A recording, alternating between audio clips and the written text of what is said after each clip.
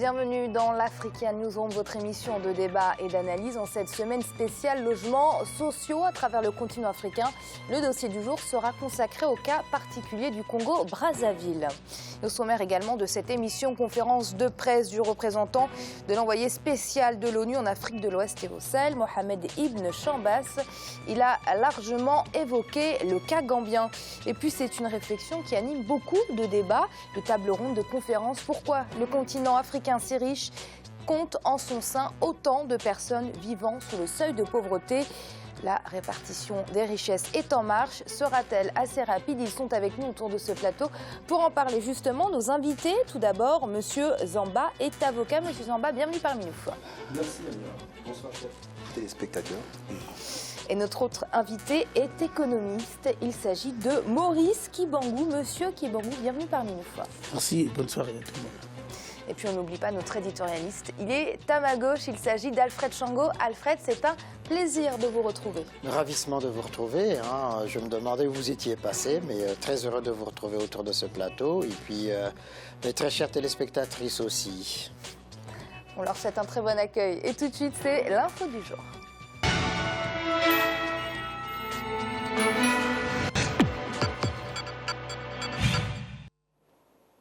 Le représentant de l'envoyé spécial de l'ONU en Afrique de l'Ouest et au Sahel, Mohamed Ibn Chambas, a tenu une conférence de presse. C'était ce jeudi 26 janvier, au cours de laquelle il est revenu sur la situation qui prévaut actuellement en Gambie.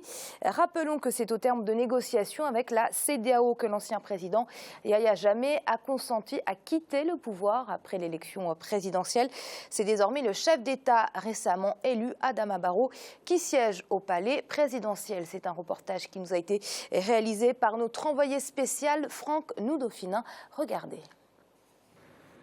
La restauration de la démocratie, de la paix et de la sécurité en Gambie représente une priorité et les acteurs politiques de tous bords devraient davantage s'impliquer. C'est l'essentiel du message délivré ce jeudi par Mohamed Ibn Chambas lors d'un point de presse à Dakar.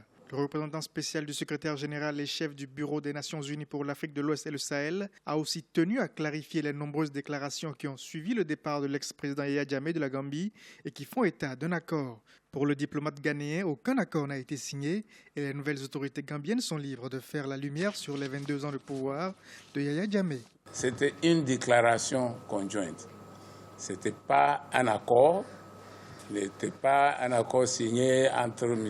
Jammeh et les trois organisations, mais c'était juste un accord, une déclaration politique pour faciliter une solution pacifique de cette crise et faire partie de l'ancien président Jammeh de la Gambie. L'ex-président gambien Yahya Jammeh bénéficie de l'asile politique en Guinée équatoriale. Une information officiellement confirmée mardi par le porte-parole du gouvernement équato-guinéen, Eugenio Nzéobiang. La CEDEAO, l'Union africaine, l'ONU et de nombreuses organisations internationales ont d'ores et déjà annoncé leur soutien au nouveau président Adama Barrow. Le principal défi pour ce dernier sera de faire la lumière sur les torts qui ont été causés à des dizaines de milliers de Gambiens obligés de se déplacer pendant la crise post-électorale. Et pour y arriver, l'ancien président Yahya Jammeh pourrait être appelé à s'expliquer, selon Mohamed Ibn Chambas. Aucune clause qui dit que l'ancien président est couvert par une entente politique ou bien judiciaire, légale, pour l'impunité. C'est pas possible. En tout cas, pour les Nations Unies, ce que je peux vous dire, que ce document était soumis au siège des Nations Unies à New York et le département d'affaires légales a bien étudié ce document. Vainqueur de l'élection présidentielle du 1er décembre face à Yahya Jammeh, qui avait initialement reconnu sa défaite avant de se raviser le 9 décembre, Adama Barrow a prêté serment le 19 janvier à l'ambassade de Gambie à Dakar. Le nouveau président a déjà annoncé la mise en place d'une commission vérité, justice et réconciliation. Alfred, comment avez-vous perçu les actions de la CEDEAO face au cas gambien? C'est un peu la crédibilité de l'organisation sous-régionale qui était en jeu.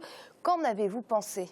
Je pense que, comme cela est souvent le cas au niveau de la CEDEAO, là, en l'occurrence, comme on l'a vu par le passé en Sierra Leone ou au Libéria, a réagi avec assez de promptitude face justement à la rétractation, au revirement de Yahya Jammeh, en mettant en place justement cette équipe militaire d'intervention qui était déjà prépositionnée au cas où, au 19, le président élu, donc le président gambien, Madama Barrow, n'aurait pas eu la possibilité de prêter serment. Ça, c'est d'un. De deux, effectivement, la CEDEAO, une fois que le dispositif militaire d'appui au cas où avait été mis en place, a poursuivi les négociations politiques, a poursuivi le dialogue justement pour éviter qu'on en arrive à l'action militaire, pour persuader justement Yahya Jammeh de partir. On l'a vu à la dernière minute justement, le président mauritanien et puis guinéen intervenir directement pour l'exfiltrer. Sauf qu'en l'exfiltrant, il a amené la caisse de l'État et tous les biens de la présidence. Donc, du coup, le nouveau président ne peut pas s'y installer maintenant. Je crois qu'il y a eu là, effectivement, une action très intelligente, très prompte, qui a abouti justement à ce qu'il n'y ait pas mort d'homme. Monsieur Kibangou, est-ce que la CEDEAO a été, selon vous, à la hauteur? Oui, tout à fait. C'est une action, j'ai envie de dire, inespérée. Mais ils ont quand même pu sauver les meubles et surtout éviter qu'il y ait un bain de sang. C'est une victoire du peuple gambien de façon particulière, mais il faut beaucoup plus féliciter de façon globale l'Afrique de l'Ouest. Parce que d'ailleurs, il y a des choses qui ne tombent pas. Le dictateur est parti où? Il est allé se cacher en Afrique centrale. Parce que l'Afrique centrale reste, jusqu'à preuve du contraire, le ventre mou de la démocratie. C'est-à-dire que c'est là où règnent vraiment les dictateurs les plus j'ai envie de dire, moyenâgeux. On n'espérait plus, sur notre continent, trouver des dictateurs. Donc lui, il savait bien que là-bas, il pouvait bien trouver refuge, mais pas en Afrique de l'Ouest.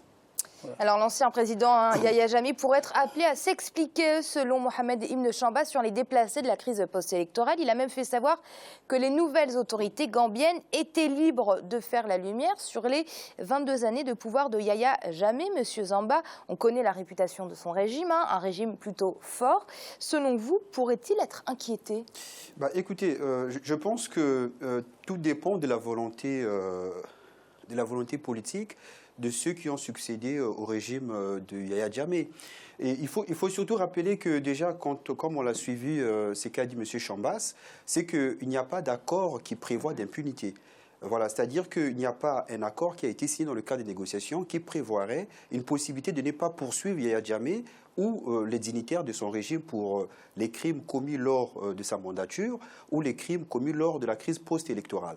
D'ailleurs, il n'y a pas de loi d'amnistie qui est prévue à court terme. Donc à partir de là, on peut raisonnablement penser que rien n'empêche, en tout cas, M. Barrow, de pouvoir entamer des poursuites, comme l'exige la loi en Gambie, notamment à l'encontre de toute personne soupçonnée, de près ou de loin, d'avoir commis, perpétré des crimes. Et si M. Yahya Jammeh est convaincu de ce genre de crime, il pourrait être appelé à son pays pour rendre compte à la justice de son pays. Alors justement, Adama Barrow, nouveau président gambien, Alfred, il a été installé dans son palais présidentiel. Quelle doit être sa priorité ? Déjà, il a annoncé une première chose, de mettre en place cette commission vérité, justice et réconciliation. Ça, c'est une bonne chose pour apaiser les esprits et puis pour faire le point sur toutes les violences ou non, les violations de droits de l'homme pendant les 22 ans du règne de Yahya Jammeh. Ça, c'est une première chose. La deuxième, c'est la réforme des forces de sécurité et de l'armée pour permettre la mise en place d'une armée véritablement républicaine et puis légaliste. Ensuite, il faut s'attaquer au problème, puisque l'autre est parti, Yahya Jammeh est parti avec toutes les caisses de l'État. Donc, il faut récupérer déjà cet argent-là et puis poursuivre les placements qui ont été faits à l'étranger pour essayer justement de mettre en place le projet pour lequel il a été élu président. Alors l'évolution sur le continent ne s'est malheureusement pas traduite par le développement économique et social nécessaire pour réduire le taux de pauvreté. Les inégalités se creusent et bien que la répartition équitable des richesses soit en marche, il reste encore beaucoup à faire pour un développement inclusif. Les spécialistes estiment que l'accent devrait être mis sur l'industrialisation et la transformation, seule manière de tirer profit de nos matières premières.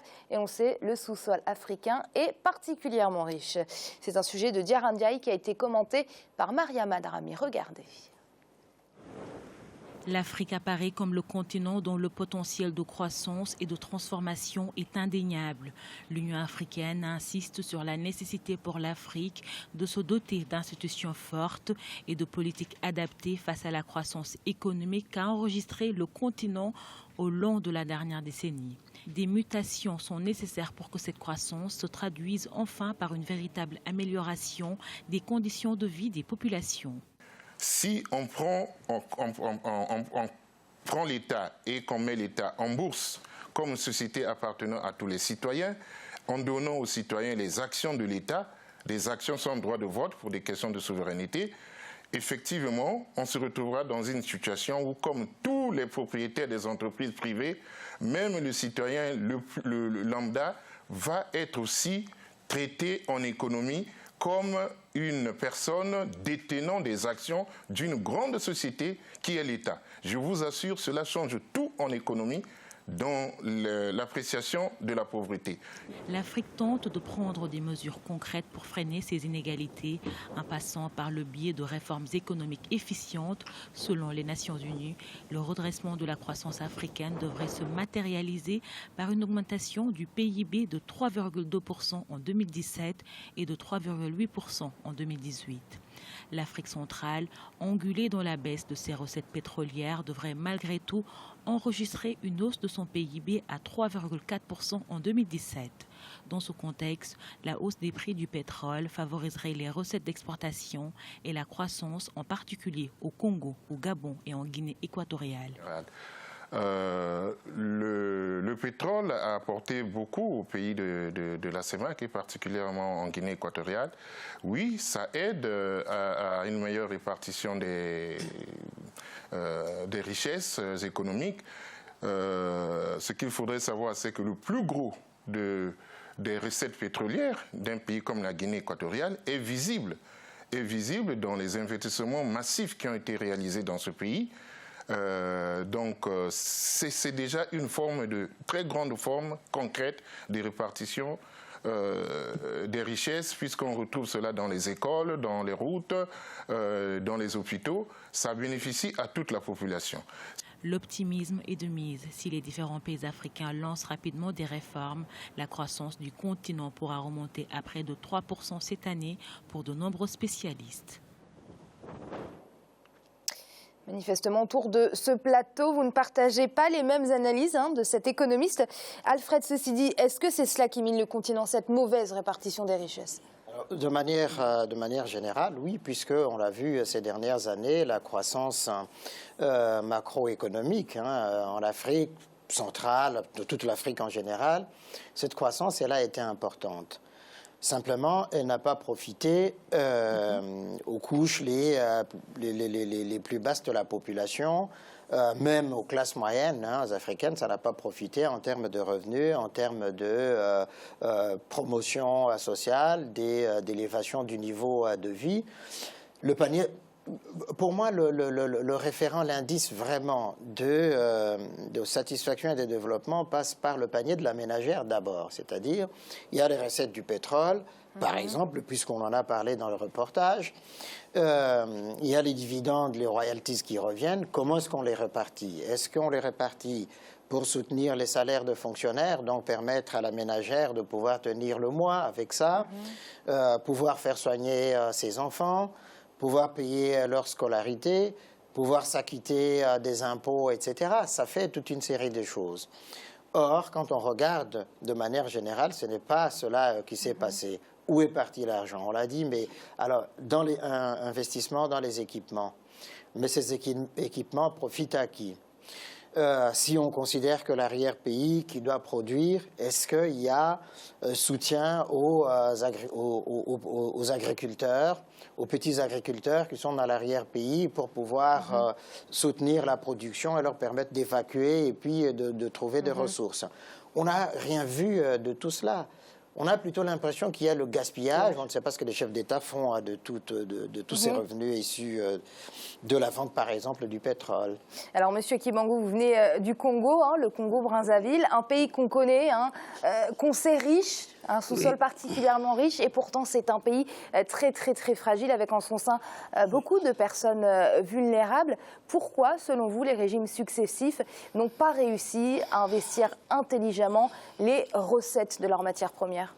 En fait, nous, les Africains, on est encore bloqués dans ce qu'on appelle l'illusion monétaire. C'est-à-dire quand on parle de croissance, mais qui ne veut absolument rien dire. Parce que la croissance en Afrique, elle n'est pas inclusive. Ça veut simplement dire qu'on peut avoir 10%, 15% de taux de croissance. Finalement, c'est une croissance qui est pauvre en création d'emplois. Alors que vous voyez bien, en France, 4%, 5% de taux de croissance, il y aurait le plein emploi.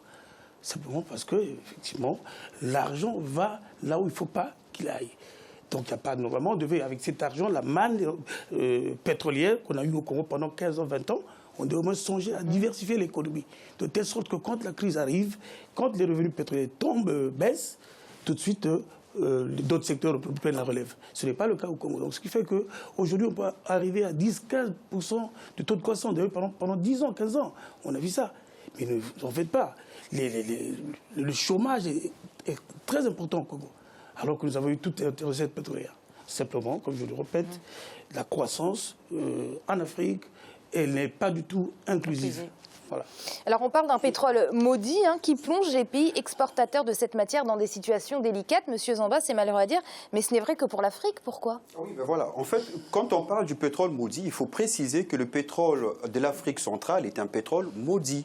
Parce que le Qatar et autres Émiratis du Golfe, ils ont aussi le pétrole là-bas, mais on voit bien qu'il y a des investissements, il y a un urbanisme dynamique, il y a des emplois, il y a un réinvestissement de cet argent dans la création d'entreprises, il y a un mouvement d'industrialisation et un élan dans le commerce, dans l'insertion dans le commerce international qui rend tous ces pays attractifs. Alors si au Congo-Brazzaville ou en Afrique centrale, on a du mal à être simplement dans une économie vertueuse, c'est-à-dire réinvestir l'argent du pétrole dans la création d'entreprises en stimulant notamment les crédits, en accompagnant les jeunes qui ont des projets. Et les jeunes congolais sont très dynamiques. Moi, je pense aux jeunes de Bas-Congo qui, malgré la souffrance, malgré les difficultés, s'élèvent le matin pour vendre un peu, soit un peu de pain ou autre chose. Ces jeunes-là, si on mettait en place des systèmes de crédit pour aider et investir et accompagner ces jeunes dans la création d'entreprises, et là, il y aura un effet qui permettrait d'anticiper notamment la baisse des prix du pétrole, parce que gouverner, c'est prévoir. Parce que quand on ne peut pas prévoir que dans 4-5 ans, le prix du baril va baisser, c'est qu'on ne gouverne pas. Et je suis étonné de voir que le ministre de l'économie congolais, quand il s'agit de prendre des exemples sur une bonne gestion de l'argent du pétrole, il prend des exemples de la Guinée équatoriale. Donc c'est pour dire qu'au Congo, dans son pays, il n'y a pas d'exemple. Et c'est l'heure de marquer une courte pause. On se retrouve dans quelques instants pour la suite de l'Africaine News. On met tout de suite.